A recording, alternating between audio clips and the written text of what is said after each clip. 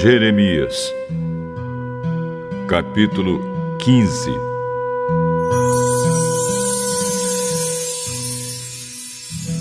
Então o Senhor Deus me disse: mesmo que Moisés e Samuel estivessem aqui implorando, eu não teria dó deste povo. Manda essa gente embora, que sumam da minha frente. Quando perguntarem para onde devem ir, responda que eu disse isto: alguns estão condenados a morrer de doença, assim será. Outros estão condenados a morrer na guerra, assim será. Alguns estão condenados a morrer de fome, assim será. Outros estão condenados a ser levados como prisioneiros, assim será. Eu, o Senhor, resolvi que vão acontecer estas 4 coisas horríveis. Eles morrerão na guerra, os cães arrastarão os seus corpos, as aves os comerão e os animais selvagens devorarão as sobras. Farei com que todos os povos do mundo olhem para eles com horror, por causa daquilo que Manassés, filho de Ezequias, fez em Jerusalém quando era rei de Judá. Deus diz: quem terá dó de vocês, moradores em Jerusalém? Quem vai se preocupar com vocês? Quem vai parar um pouco para perguntar como vocês estão passando? Vocês me rejeitaram e viraram as costas para mim. Aí levantei a mão e esmaguei vocês, porque estava cansado de perdoar. Sou eu, o Senhor, quem está falando. Em todas as cidades desta terra, eu joguei contra o vento, como se faz com o trigo para separá-lo da palha. Eu destruí vocês, o meu povo, e matei os seus filhos, porque vocês não abandonaram os seus maus caminhos. Fiz com que houvesse entre vocês mais viúvas do que os grãos de areia da praia do mar. Matei os seus filhos na flor da idade e fiz as mães deles sofrer. De repente, fiz cair sobre eles aflição e terror. A mãe que perdeu os seus 7 filhos desmaiou, respirando com dificuldade. Para ela, o dia virou noite. Ela se sente infeliz e vive desesperada. Vou deixar que os inimigos matem todos vocês que ainda estão vivos.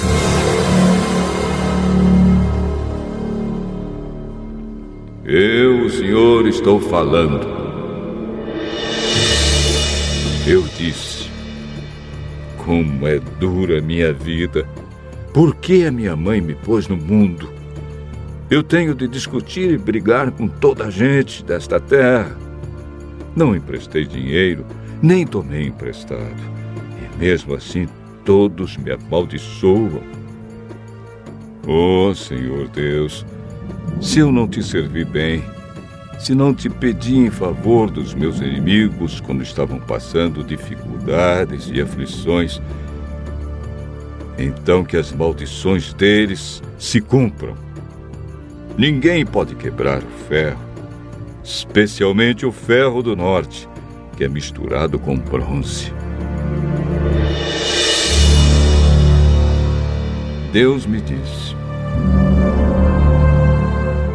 Jeremias, vou mandar que os inimigos carreguem as riquezas e os tesouros do meu povo como castigo pelos pecados cometidos em toda esta terra.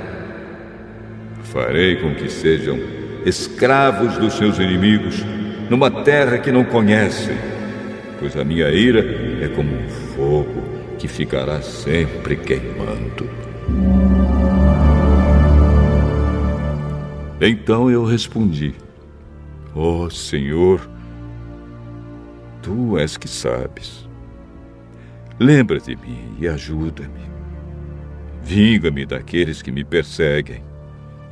Não tenhas paciência com os meus inimigos para que eles não me matem. Lembra que é por causa de ti que eles me insultam. Tu falaste comigo e eu prestei atenção em cada palavra. Ó Senhor Deus Todo-Poderoso, eu sou teu e por isso as tuas palavras encheram o meu coração de alegria e de felicidade. Não tenho gasto meu tempo rindo e gozando a vida junto com outras pessoas. Por causa do trabalho pesado que me deste, fiquei sozinho e muito indignado. Por que continuo a sofrer? Por que as minhas feridas doem sem parar? Por que elas não saram? Será que não posso confiar em ti? Será que és como um riacho que seca no verão? O Senhor respondeu: Se você voltar, eu o receberei de volta e você será meu servo de novo. Se você disser coisas que se aproveitem e não palavras inúteis, você será de novo meu profeta. O povo voltará para você, mas você não deve voltar para eles. Farei com que você seja para este povo como um forte muro de bronze. Eles lutarão contra você, mas não conseguirão derrotá-lo, pois eu estarei com você para protegê-lo e salvá-lo. Eu o livrarei das mãos dos perversos e o libertarei do poder dos violentos. Eu, o Senhor, falei.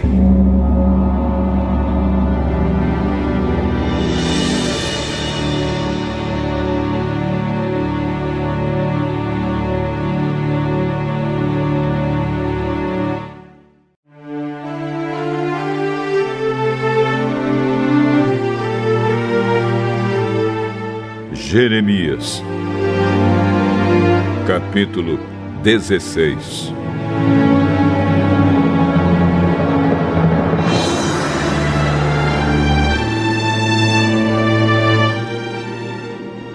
O Senhor Deus falou comigo novamente. Ele disse: Não case, nem tenha filhos neste lugar. Eu vou lhe dizer o que acontecerá com os filhos e as filhas que nascerem aqui, e também com as mães que os tiverem e com os pais que os gerarem. Eles morrerão de doenças horríveis. Ninguém chorará a morte deles, e não serão sepultados. Ficarão espalhados pelo chão, como esterco. Serão mortos na guerra, ou então morrerão de fome, e os seus corpos serão comidos pelas aves e pelos animais selvagens. Não entre numa casa onde tenha gente chorando. Não fique triste, nem chore por causa de ninguém, pois eu não abençoarei mais esse povo com a minha paz. Não os amarei mais, nem terei pena deles. Sou eu, o Senhor, quem está falando. Tanto os ricos como os pobres morrerão nesta terra, mas ninguém vai sepultá-los, nem chorar por eles. Ninguém se cortará, nem rapará a cabeça em sinal de tristeza. Ninguém comerá, nem beberá junto com uma pessoa para a consolar pela morte de um querido. Ninguém mostrará simpatia, nem mesmo por uma pessoa que tenha perdido seu pai ou a sua mãe. Também não entre numa casa em que haja festa. Não se sente e não coma, nem beba com eles. Escute aquilo que eu, o Senhor Todo-Poderoso, o Deus de Israel, estou dizendo. Vou acabar com os gritos de alegria e de felicidade e com o barulho alegre das festas de casamento. e vocês verão tudo isso acontecer neste lugar.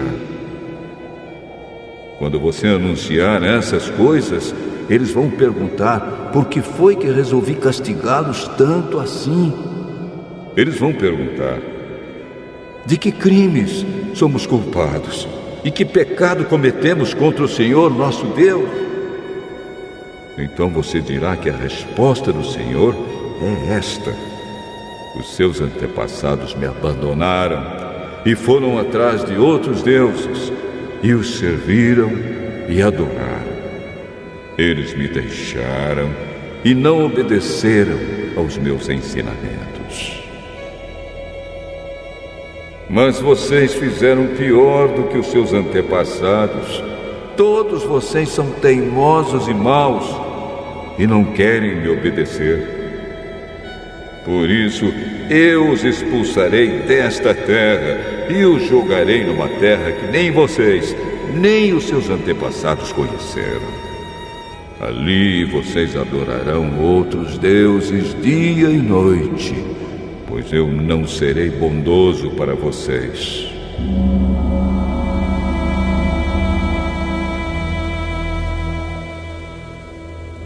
O Senhor Deus diz: está chegando o tempo em que ninguém mais jurará por mim como Deus vivo que tirou do Egito o povo de Israel. Mas jurarão por mim como Deus vivo que trouxe o povo de Israel do país do norte e de todos os outros países por onde eu os havia espalhado. Vou trazê-los de volta para a sua própria terra, para a terra que dei aos seus antepassados. Eu, o Senhor, estou falando. O Senhor Deus diz: mandarei vir muitos pescadores para pescarem essa gente. Depois mandarei vir muitos caçadores para os caçarem em todas as montanhas e lugares altos e até nos buracos das rochas. Sou eu, o Senhor, quem está falando. Eu vejo tudo o que eles estão fazendo. Nada fica escondido de mim e os pecados deles não escapam da minha vista. Vou fazer com que paguem em dobro pela sua maldade e pelo seu pecado. Eles profanaram a minha terra com ídolos que são tão mortos como os defuntos. Eles encheram a minha terra com seus falsos deuses.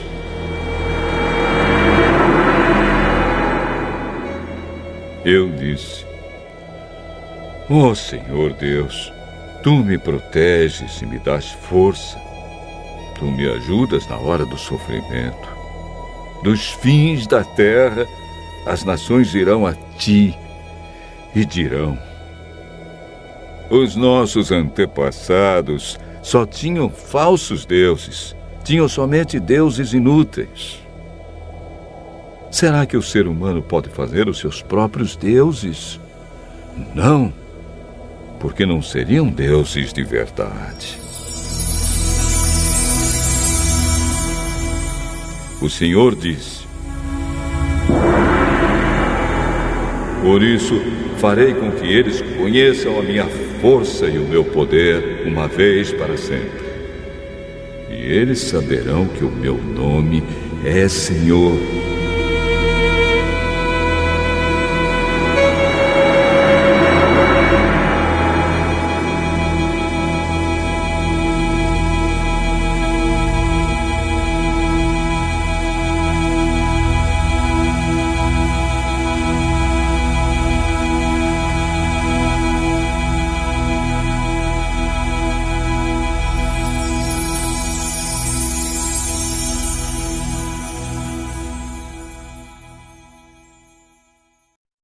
Capítulo 8. Os romanos.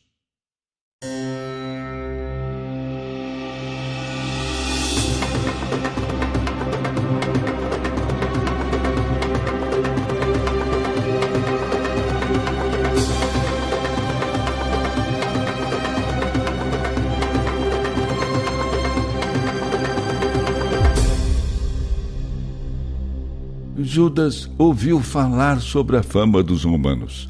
Disseram-lhe que eles eram valentes e fortes, que tratavam bem a todos os que faziam acordos de paz com eles e que eram amigos de todos os que passavam para o lado deles.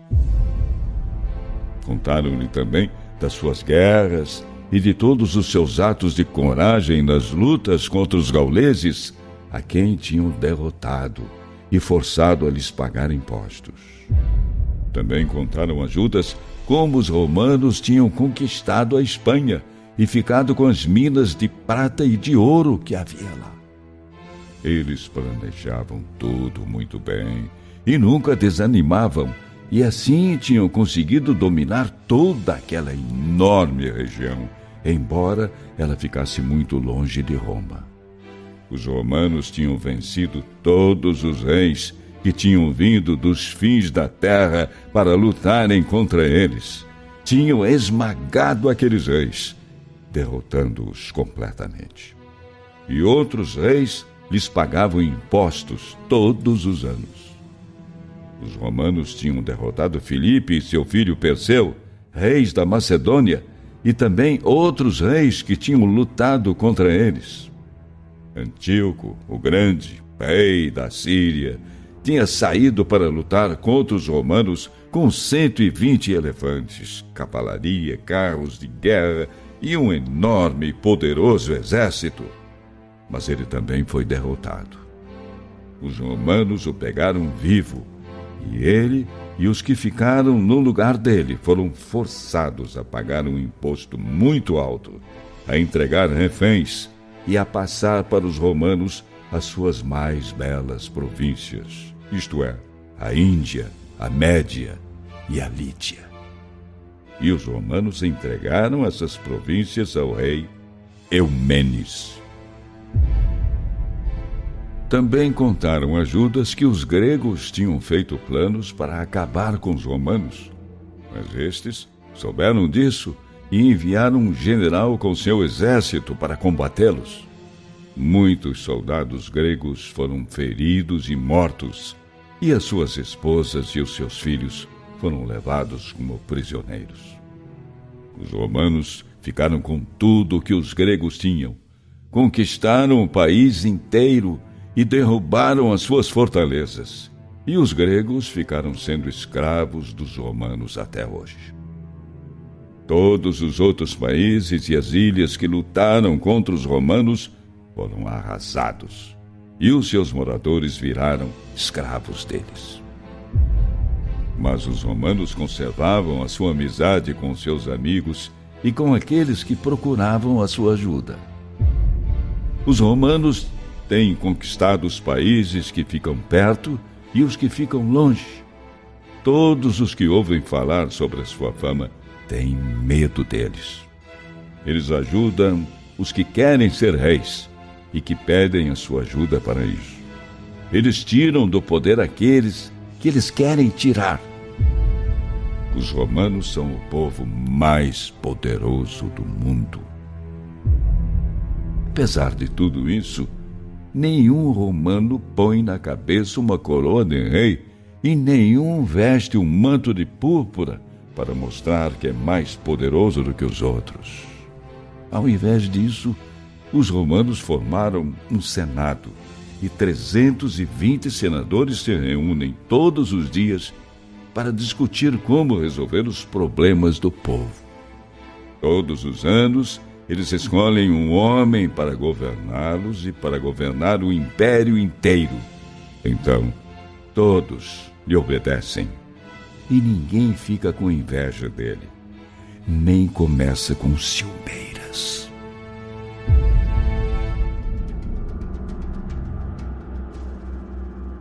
O acordo com os romanos.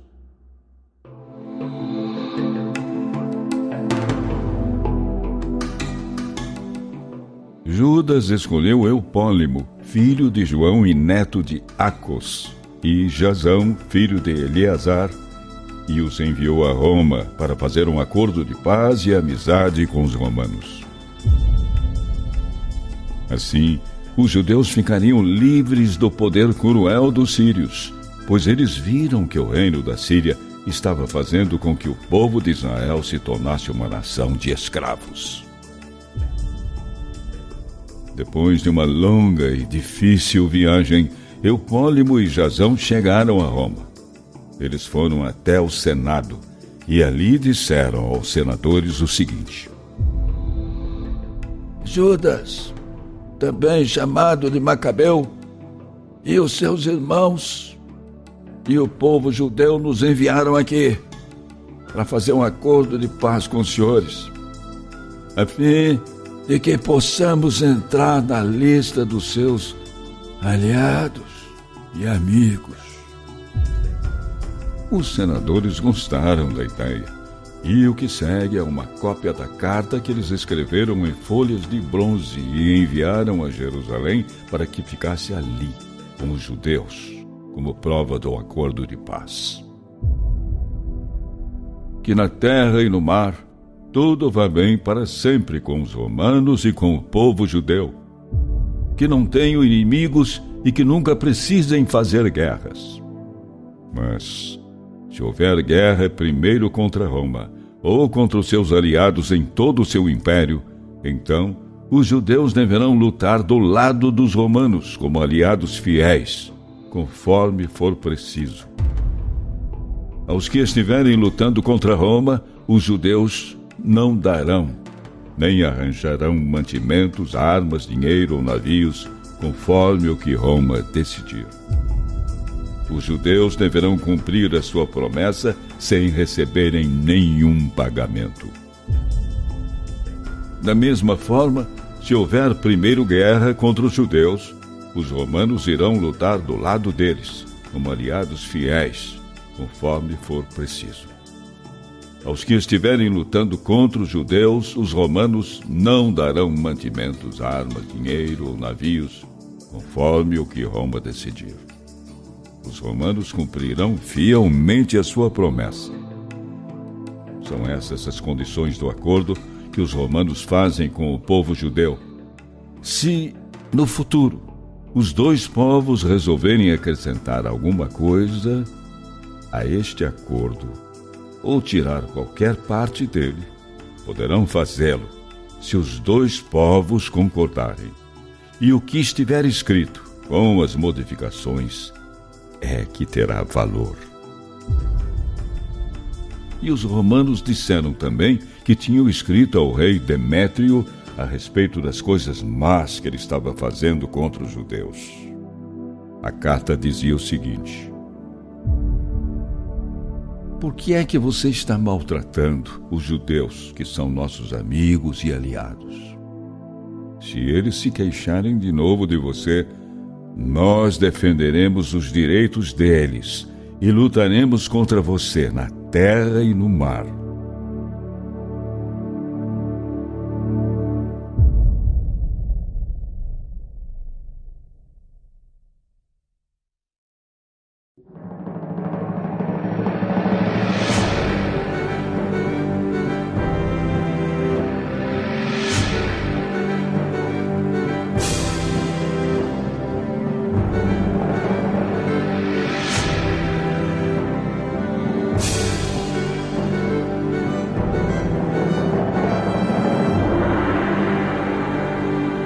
Romanos, capítulo 13. Obedeçam às autoridades todos vocês, pois nenhuma autoridade existe sem a permissão de Deus, e as que existem foram colocadas nos seus lugares por Ele. Assim, quem se revolta contra as autoridades está se revoltando contra o que Deus ordenou, e os que agem desse modo serão condenados. Somente os que fazem o mal devem ter medo dos governantes, e não os que fazem o bem. Se você não quiser ter medo das autoridades, então faça o que é bom, e elas o elogiarão, porque as autoridades estão a serviço de Deus para o bem de você. Mas se você faz o mal, então tenha medo. pois as autoridades, de fato, têm poder para castigar. Elas estão a serviço de Deus e trazem o castigo dele sobre os que fazem o mal. É por isso que você deve obedecer às autoridades. Não somente por causa do castigo de Deus, mas também porque a sua consciência manda que você faça isso. É por isso também que vocês pagam impostos, pois quando as autoridades cumprem os seus deveres, elas estão a serviço de Deus. Portanto, paguem ao governo o que é devido. Paguem todos os seus impostos e respeitem e honrem todas as autoridades. Não fiquem devendo nada a ninguém. A única dívida que vocês devem ter é a de amar uns aos outros. Quem ama os outros está obedecendo à lei. Os seguintes mandamentos: não cometa adultério, não mate, não roube, não cobice. Esses e ainda outros mais são resumidos num mandamento só. Ame os outros como você ama a você mesmo. Quem ama os outros não faz mal a eles. Portanto, amar é obedecer a toda a lei.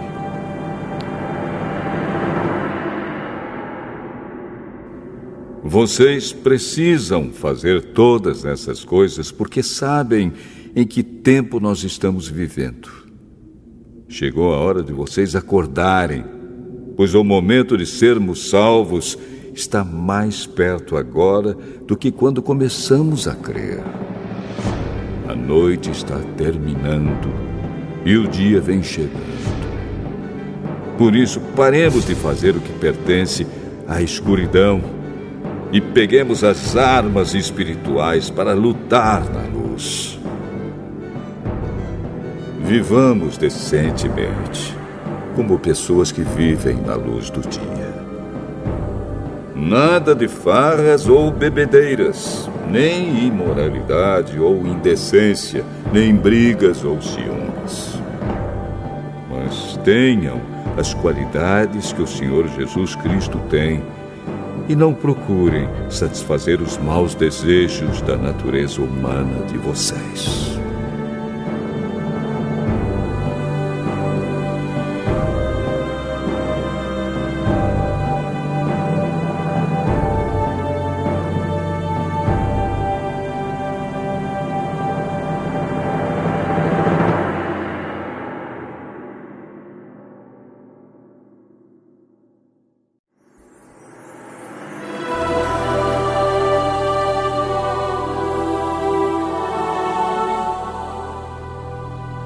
Romanos, capítulo 14. Aceitem entre vocês quem é fraco na fé, sem criticar as opiniões dessa pessoa. Por exemplo, algumas pessoas creem que podem comer de tudo, mas quem é fraco na fé come somente verduras e legumes. Quem come de tudo não deve desprezar quem não faz isso. E quem só come verduras e legumes não deve condenar quem come de tudo, pois Deus o aceitou. Quem é você para julgar o escravo de alguém? Se ele vai vencer ou fracassar, isso é da conta do dono dele. E ele vai vencer porque o Senhor pode fazê-lo vencer. Algumas pessoas pensam que certos dias são mais importantes do que outros, enquanto que outras pessoas pensam que todos os dias são iguais. Cada um deve estar bem firme nas suas opiniões. Quem dá mais valor a certo dia faz isso para honrar o Senhor. E também quem come de tudo faz isso para honrar o Senhor, pois agradece a Deus o alimento. E quem evita comer certas coisas faz isso para honrar o Senhor e dá graças a Deus. Porque nenhum de nós vive para si mesmo, e nenhum de nós morre para si mesmo. Se vivemos, é para o Senhor que vivemos. E se morremos, também é para o Senhor que morremos.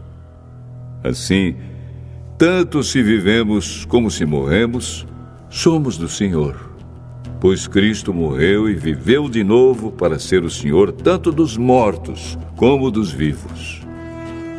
Portanto, por que é que você, que só come verduras e legumes, condena o seu irmão? E você que come de tudo, por que despreza o seu irmão?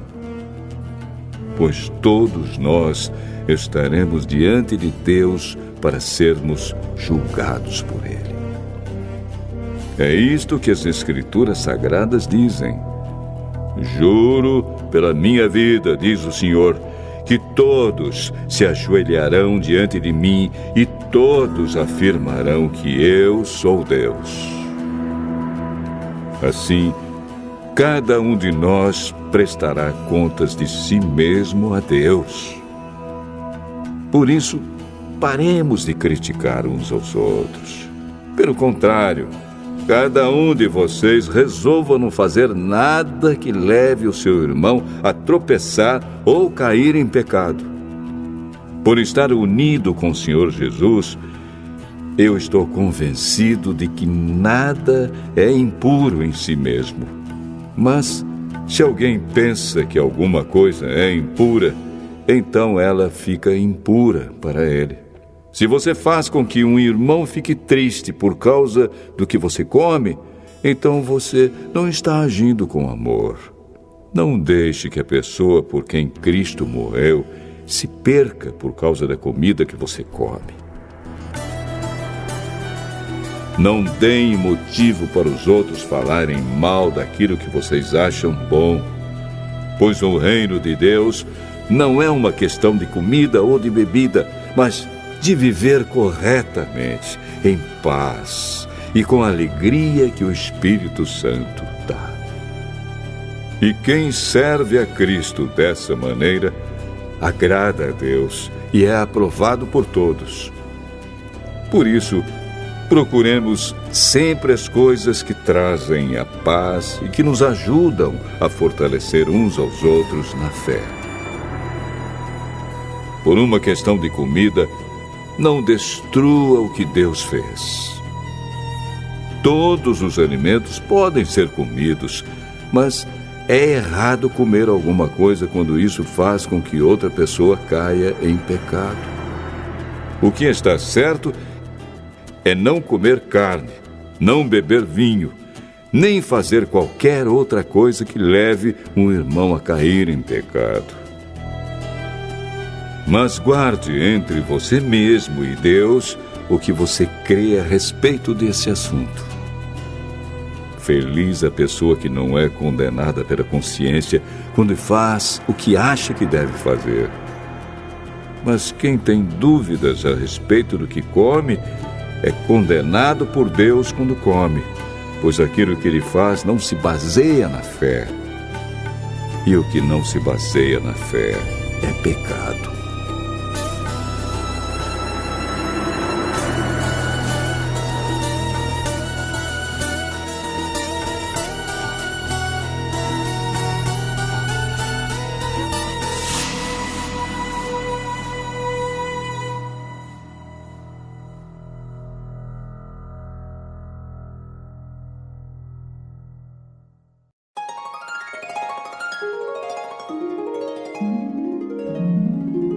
Salmo 111.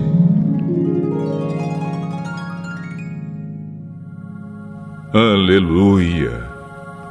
Na reunião do povo, eu louvarei a Deus, o Senhor, com todo o meu coração, junto com os que lhe obedecem. Como são maravilhosas as coisas que Ele faz! Todos os que se alegram por causa delas querem entendê-las. Em tudo que Ele faz, há glória e grandeza. A sua fidelidade é eterna. O Senhor, não nos deixe esquecer dos seus feitos maravilhosos. Ele é bom e tem muita misericórdia. Ele dá alimento aos que o temem e nunca esquece a sua aliança. O Senhor mostrou seu poder ao povo de Israel quando lhe deu as terras de outras nações. Ele é fiel e justo em tudo o que faz. Todos os seus mandamentos merecem confiança. Eles permanecem para sempre, pois se baseiam na verdade e na honestidade. Deus pôs o seu povo em liberdade e fez com ele uma aliança eterna. Ele é santo e poderoso. Para ser sábio, é preciso primeiro temer a Deus, o Senhor. Ele dá compreensão aos que obedecem aos seus mandamentos. Que o Senhor seja louvado para sempre.